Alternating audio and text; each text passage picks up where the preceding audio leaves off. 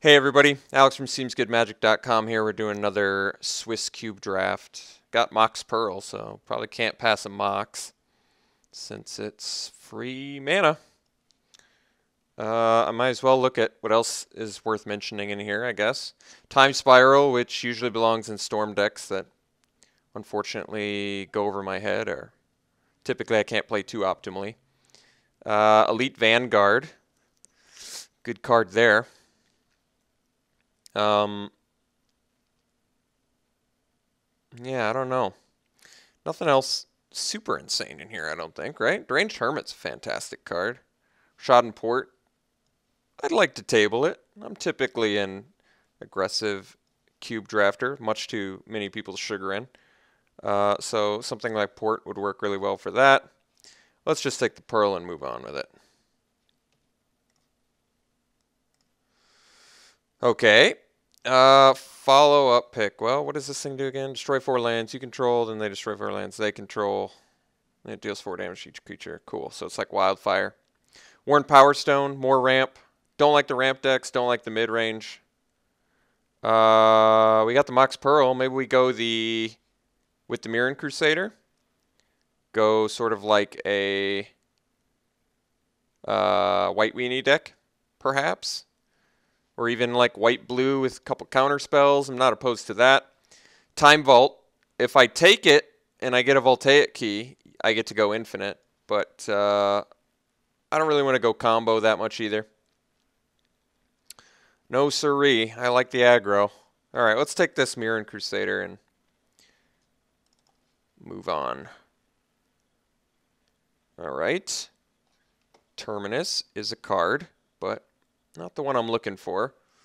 I don't mind red-white so much, but Brimstone's not the most insane card. There's nothing like crazy in here if I'm trying to go aggro, unfortunately. I mean, Yawgmoth's Will, is broken for the storm stuff.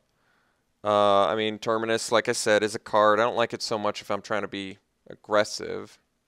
Recurring Nightmare is a pretty insane card. Sack creature, return it to its hand, and then you get to return. Yeah. Recurring Nightmare is very good.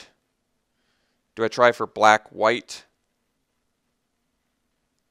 But you have to have good enter the battlefield effects to really make Recurring Nightmare amazing. I could take the Isolated Chapel if I want to do the black-white route. That's probably safer than taking the Recurring Nightmare. That way I can like splash removal or something. All right, convince myself. Ooh, Helix is very good. So maybe I want to go that route instead. Wheel of Fortune, of course, good. Obliterator doesn't seem super realistic. Bloodstained Mire cannot find Isolated Chapel. Masticore is a reasonable card. Could just go Helix. It's very good. Very good against opposing aggro. Very good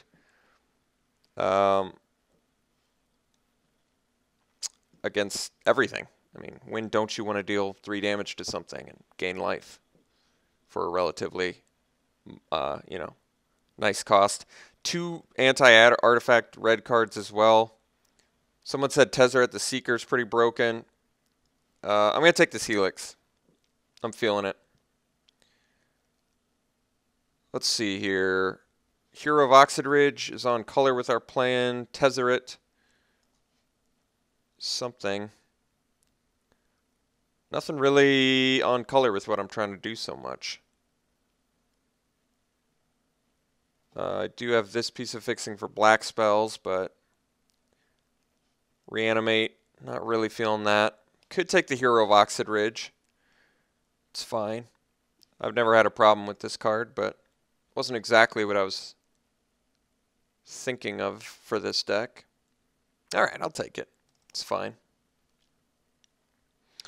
Okay, so Ranger currently doesn't find anything. Arc Trail is probably fine. Carnophage is, a black card if I wanted to do the black beats, but I really only wanted to splash black for like removal. I mean, Arc Trail is reasonable against like the Fyndhorn Elves Draga Tree Speaker deck, but not so good against the control. Could just take Ranger now. It's good value if I end up getting some 1-drop white creatures. Seems likely that that should happen since we're so early into this. A couple white fixers that aren't with this red plan I'm doing. Then we've got Taurand, Imperial Seal. Yeah, it's pretty cool. It's worth like $1 million in real life. Or at least it was. Addercar Waste versus Brushland. I'm trying to think if I've seen more green past for some reason. I want to splash something.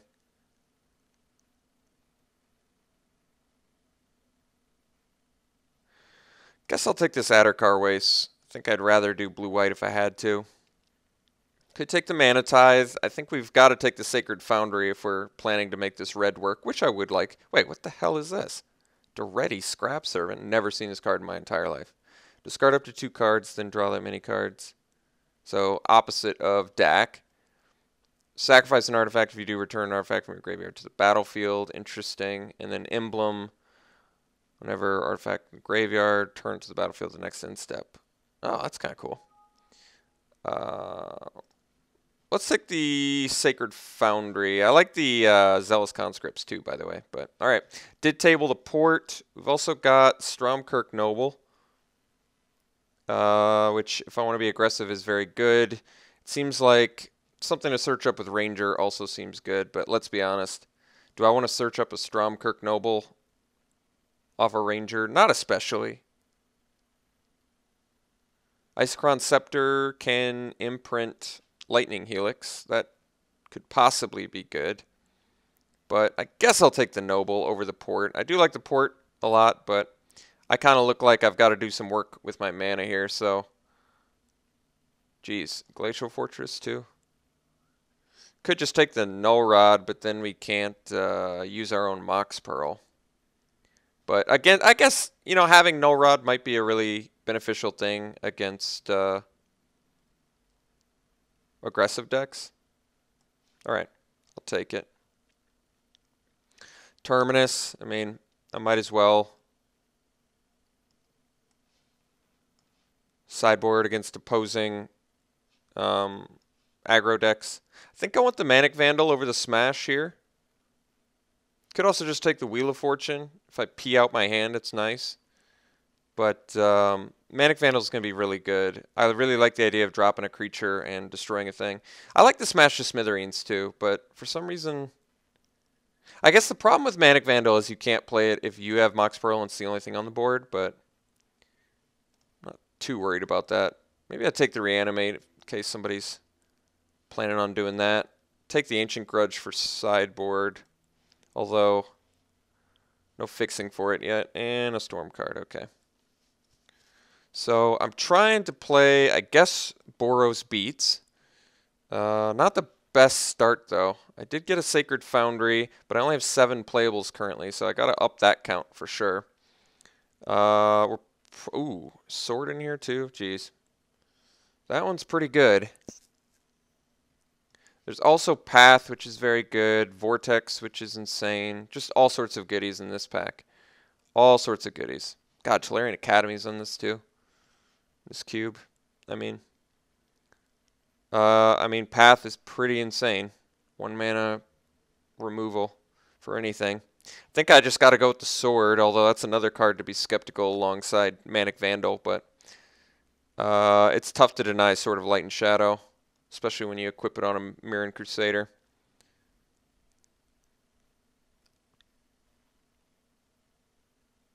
I do really like Vortex a lot, too. I'm going to take the Sword just because swords are so good. Hope to table the Savannah Lions, but we didn't table the Elite Vanguard, which is kind of a scary sign. Sword of War and Peace, too? Just all the swords? Do I just play sword.deck? And then it doesn't matter, I can just pick up cheap creatures and beat in with swords. It's not the worst idea I've ever had. Flicker Wisp, Fate's Fetters, both very good. Smokestack, very good in aggro. Kind of want to take this sword. It's good. It's insane against us, too. It's like broken against us. I guess I've got the Manic Vandal for it, but otherwise it'd be a Battlefield Forge. But I'm going to take this. Let's just go deep on swords. Why not? All right. Kami of Ancient Law is a pretty reasonable card to have. We're kind of at a crossroads color-wise right now because I don't know if I want to be more white or more red.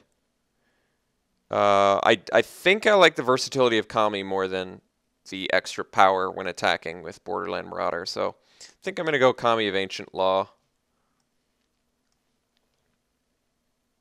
All right, here's a Plateau, which more good fixing this deck could very much use. Otherwise, Lightning Strike is very good, very good. Tough to deny. Imperial Recruiter finds Vandal, Crusader, Kami.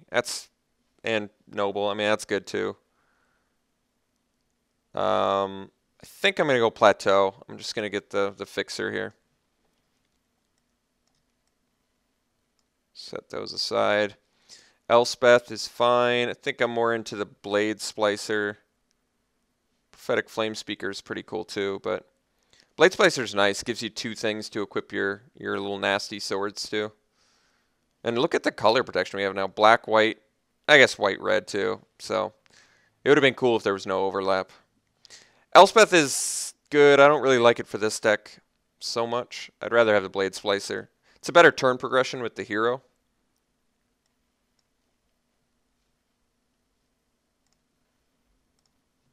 Stoneforge Mystic. This card's like made for our deck. Oh, in the same pack as Strip Mine too. Jeez. That's harsh. I think because Stoneforge is just made for our deck, I've got to take it. We've got like 2 insane ones to search up. Strip Mine's so good too. I don't want to pass it, but I don't feel too bad about it because we do look a fair bit. I mean, we're not like super color intensive, but if I expect to play a 1-drop red spell into, you know, a 3-drop double white spell, I should probably not have too many colorless lands in my deck, despite the fact that Strip Mine is just insane in some spots. Pretty easy Incinerate, I think, here over the Disenchant. We've already got Kami and Manic Vandal for our little, you know, utility cards. Incinerate is very good. Could take the Rootbound Crag. What that does is lets us more easily play something like Ancient Grudge with Flashback, but I don't like that too much here. Could take the Weathered Wayfarer, which is a fine card. But it is a 1-mana 1/1 after all. It is something else to equip to, though. Otherwise, Siege Gang Commander is very strong. I probably just take that. It works better with the hero. It gives us more equipped targets. Don't have any other goblins to toss right now. And it is double red, but it seems a lot better than Weathered Wayfarer. Alright, Savannah Lions. I can get behind that. Nice 1-drop. Kargan Dragonlord's double red, which makes it a little more challenging. Plus, it takes red to level up. That being said, Kargan Dragonlord's very good. How well can I make Smokestack work in here? I need a lot of permanents. I am generating tokens, which is good. I think I'm going to go with the Flicker Wisp, though. It works well with the Stoneforge, Siege Gang, Ranger, even Manic Vandal. So it's already, and Blade Splicer. So there's quite a bit of utility for it, and it's evasive, and it has high power for a reasonable cost, and it's more white than red, which I think I'd like to be earlier. Have our white on lockdown, and then later get our double red. Teetering Peaks can probably go in this deck. Table the Lightning Strike. I'll take that over the Recruiter. Through the Breach. I think I'm just going to hate that. I feel like I can more easily beat a Bitter Blossom with a hero in our deck, but Through the Breach, getting out, you know, Emrakul or something silly. Wildfire's just good against us, so I'll take that. And a Pride Mage last pick is definitely surprising. Let me get my... Oh, it keeps doing this weird thing. Whenever I don't take my pick in time, like moves all my cards in a weird way. Kiki Jiki still kicking it freestyle. How badly do I want Ravages of War in this deck? It's a reasonable question, I think. We tabled Lightning Strike and Incinerate, right? So Searing Spear is probably coming around for lucky. I do hate that you have to move these one at a time. All right. So I could take the Ravages of War. How fast can I set up a board presence? If I have a sword on board, it has to be equipped for me to really comfortably play Ravages of War, I think. That being said, do I think I can get a bunch of aggressive things and then play Ravages of War? Perhaps. Can I be ahead on the board early? Pretty likely, yes. Set up turn 1, 2, 3 creature into turn 4 Ravages. I mean, that is typically the game plan with something aggressive like this. Hope to table Soldier or Searing Spear, but Burn's going to be worse with stuff like Ravages. Keep that in mind. Creatures become much better. Relic Order's pretty appealing in this format since it's just like infinite. But it is double white, which could be a problem. It's so much better than Gorehouse Chainwalker, in my opinion. And we're, I would say, more white than red. I think I'm going to go with Relic Order here. I mean, it really does just... Look at this. I mean, it takes out like an 8-drop like this.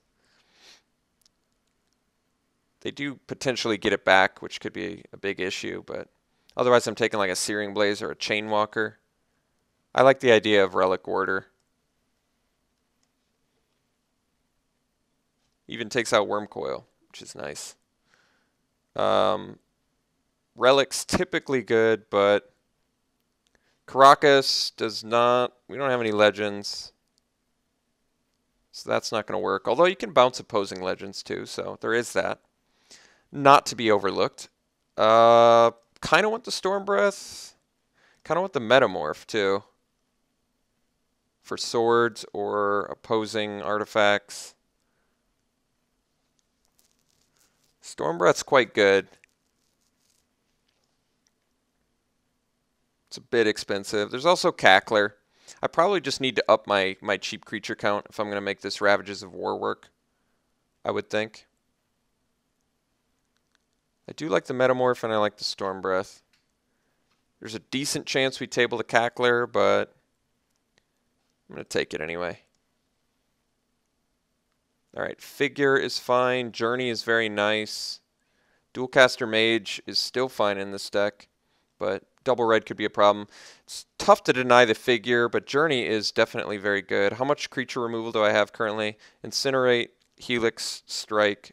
So I've got removal for cheap stuff, but I don't have anything to deal with like the Omega ramp into a 7-drop creature or something. I do like Figure a lot, and it's going to go better with our Ravages plan. Although, I mean, you got to invest some mana into it at the same time. 13 creatures currently, last pack. I need a very good creature count in order to make these swords and the Ravages worth it. I guess I got to go Figure. I did want that Journey, though.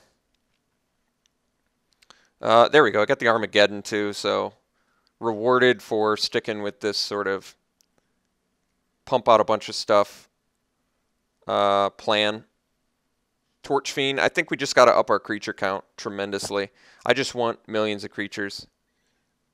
Moat is going to be good against this, but we have Relic Order and we have Kami, so we've got outs to it main deck, which is nice. I'm going to take Torch Fiend. Let's just up our creature count, like I said.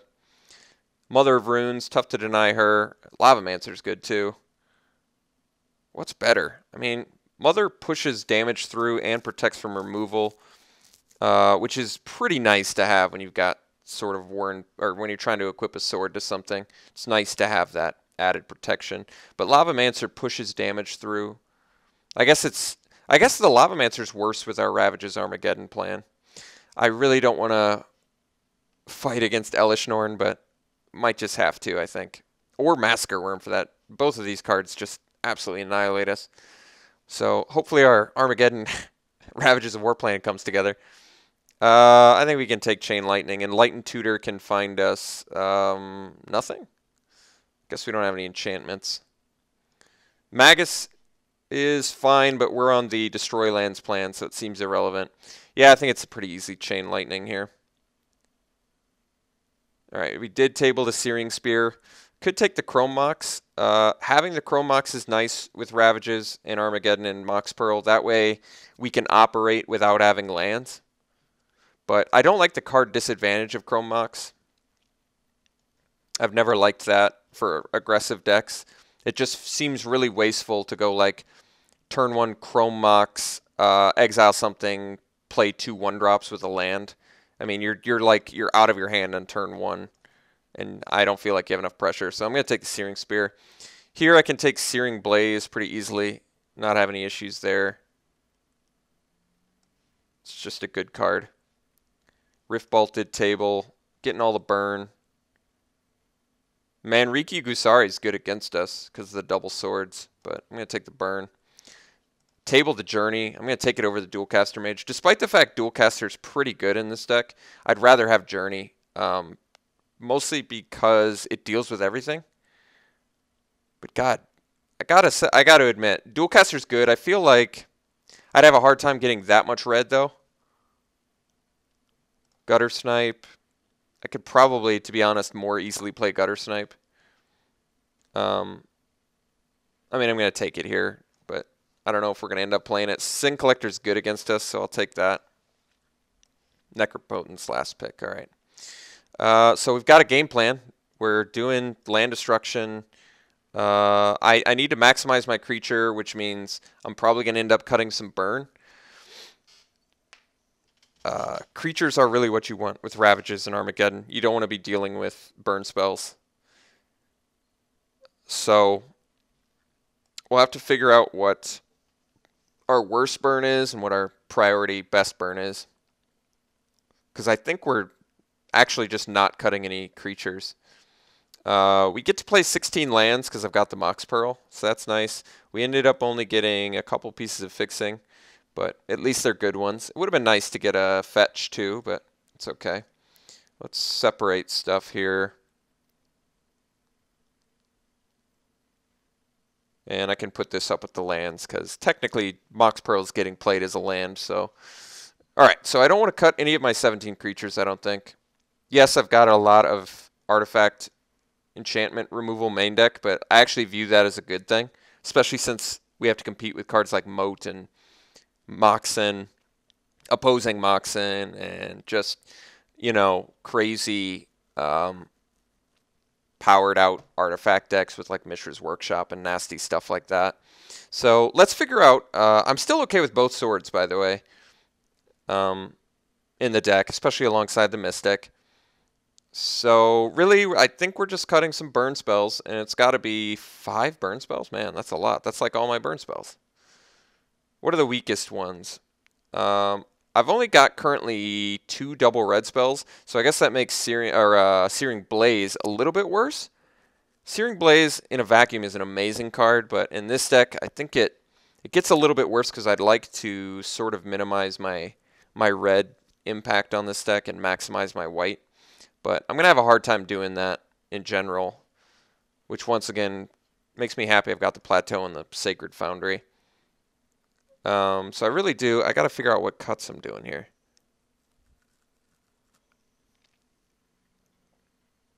Maybe Chain Lightning can get the axe. It is 1 mana, but it's sorcery, and my opponent can do it back in my face. That might make it slightly worse.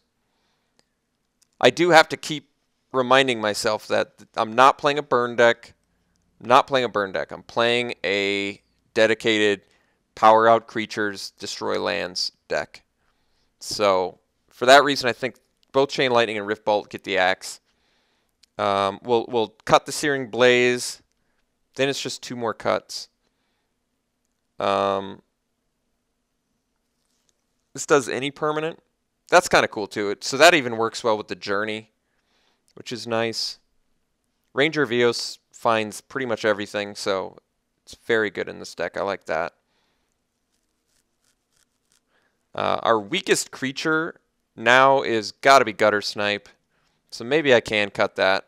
We only have 6 spells that actually work with it, so I guess I can cut that. I didn't want to cut creatures, but I will cut that. And then we've got Spear, Strike, Incinerate, which are all essentially the same. Incinerate being slightly better because it deals with Regenerate, but Spear and Lightning Strike are essentially the same. So I guess I can cut one of those. So we end up with a fairly creature-heavy, a lot of protections, a lot of catch-all, not catch-alls, but utility cards. Vandal, Torch Fiend, Kami. There's probably a reasonable argument to cut Manic Vandal main deck and then bring in a burn spell. Just because I literally can't play it unless... Okay, let's not main deck the Manic Vandal, only because I'm running the Mox and Double Sword. I really don't want to have to hit my own stuff to play a Grey Ogre. So Manic Vandal will be definitely coming in out of the sideboard. I guess I can play just one of my burn spells over that. So we'll bring in the Searing Spear, I think. I do like the Searing Blaze. How realistically can I get the double red when I need it? I don't know. Maybe more easily than I'm giving it credit for. Yeah, I guess. I mean, Searing Blaze upside is insane. It really is insane. And the downside is just your mana's got to be, you know, reasonably good, which I think it is. The swords are so good. All right, I think I'm running it like this. So, as opposed to the last deck that was blue-red burn, this is Boros creatures, or trying to be Boros creatures. And we've got the swords with the Stoneforge, which is nice. We've got the Mox, which is cool. So, and the Ravages with the Armageddon is also very cool. That can be just so abusive. If you just, you know what I mean, if you just turn progress right, you can just destroy an opponent. They get a little bit worse if you're playing against decks that have good creature and artifact ramp, but still absolutely a strategy I want to employ or try. So let's do that. Sort by color.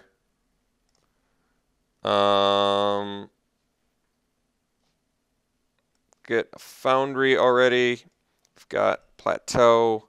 So we've got 2 of each. We've got a white and a red source. So we have 3 of each source already, which means I could have 9 white sources and 8 red sources.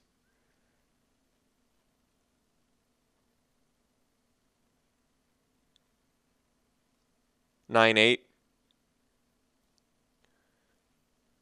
It's not the best.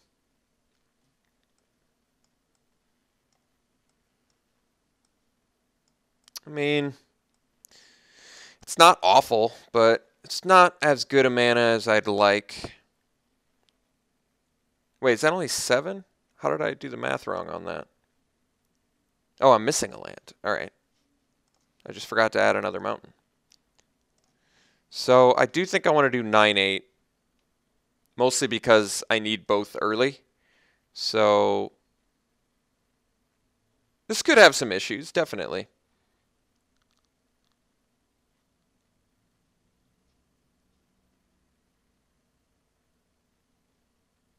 Wait, I still did the math wrong? So I've got 9 sources of red and 9 sources of white. I could go up to 10 and go 10-8. But actually 9-9 doesn't seem awful, does it? 9-9 seems pretty good since I need both red and white. I need double white more often, but I need red early. All right, it's not ideal mana with this deck, definitely. Not the ideal mana. But I think I'm going to go 9-9 because I feel like I can see both colors fairly frequently with that. Why am I short a land, too? I should have 17 with the... How did I screw that up twice? Well, I definitely want at least 16 lands with the Mox Pearl. So let's cut the Searing Blaze for another white source. That way I'm up to 10 white sources, 17 lands with the Mox Pearl, 15 creatures, some burn spells, some swords. This looks like a fun deck. It actually does look pretty fun.